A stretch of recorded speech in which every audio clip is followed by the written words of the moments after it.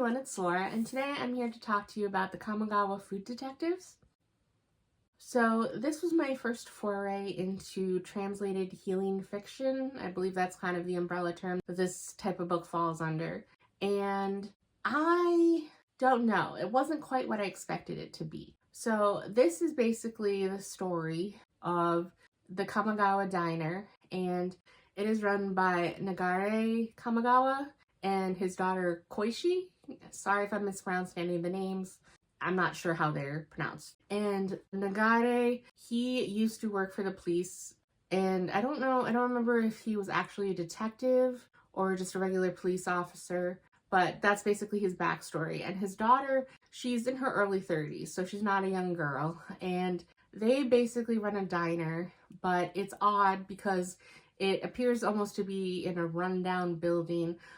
There's no sign out front. There's no markings that a normal person in Japan would recognize as a restaurant. But when you go in, it looks like any normal restaurant. And they serve normal food. But what happens in this book is that a lot of people go there and they're in search of their services with the detective agency part of the diner, where they basically go and ask them to recreate some sort of dish that usually has some nostalgia factor with the person searching for help. So this book, it has 6 separate stories. And I think what struck me is that I wasn't expecting them to follow all the exact same template, and it was a little weird. So it's basically every story, you are introduced to the character who's going to be asking for a certain type of food to be made. You see them struggle to find the restaurant. You get a little backstory maybe about them.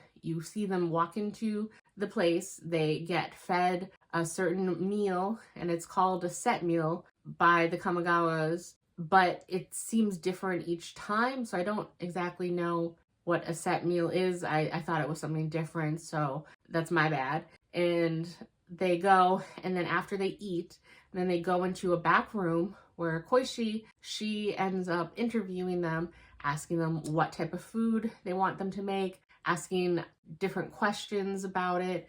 And usually it's something from the person's childhood. So what type of memories does a 5-year-old have? It's not always very helpful or definitive information.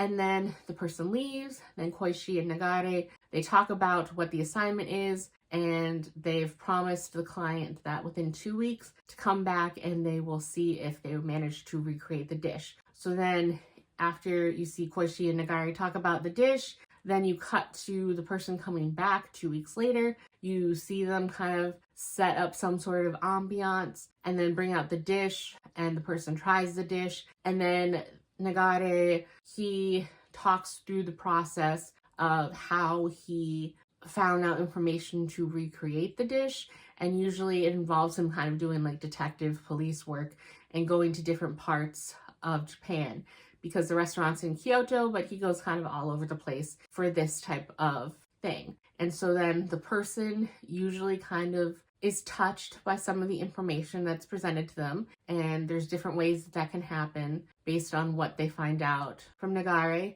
And then they offer to pay, and Koichi gives them the bank details and just says, pay us whatever you think this experience was worth. And then they leave, and then Koichi and Nagare talk about it afterwards briefly, and then they fend off a fat cat that is kind of loitering outside the restaurant. And that's how every single story goes. And it's just a little weird.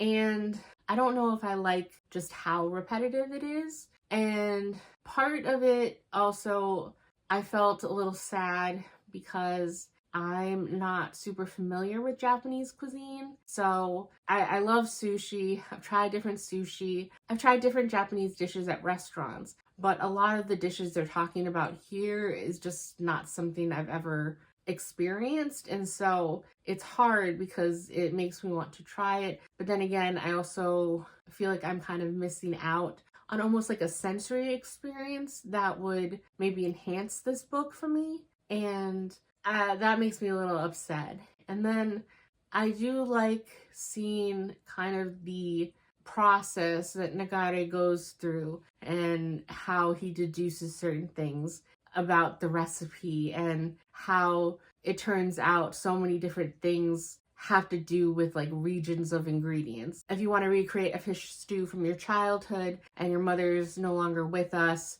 and how are you going to do that? Well, you go to the town you lived in with her when you were young and see if the neighbors remember what market she shopped at, and maybe the fish from that market is different than the fish sold at this market and adds a different taste, and that type of thing. And it's very interesting. But the further I got into this book, the more I started to dislike Koichi, and it's because she seems almost to become argumentative and almost bordering belligerent sometimes, and seem very childish, some of her reactions to things, because she was the one doing the interview and asking the questions. And I don't know if I'm missing some sort of cultural significance, if it's more clear in the untranslated version of this book or not, but she just, certain characters that come in looking for a dish mate, she seems almost combative for them,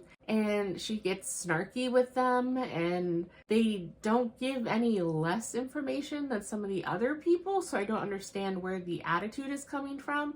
I mean, not all of the people. There is one character that comes in and he does seem quite pompous, and I understand that rubbing someone the wrong way, but they're still offering the service, and it seems like as someone who's in her early 30s, she should have learned how to be professional in that type of situation. And it seemed like something that, you know, a 16-year-old helping out at her dad's shop, I could understand, but it just got more and more frustrating when she would act certain ways, and I'm just like, can we just get her off the page now?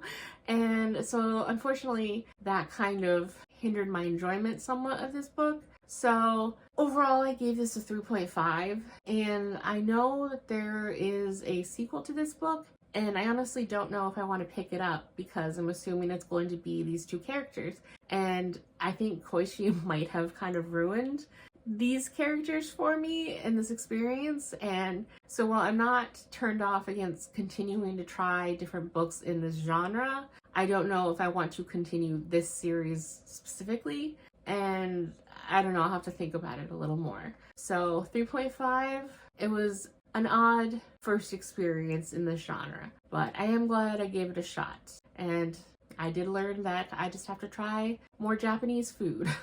So that's it for this video, and I will see you in the next one. Bye!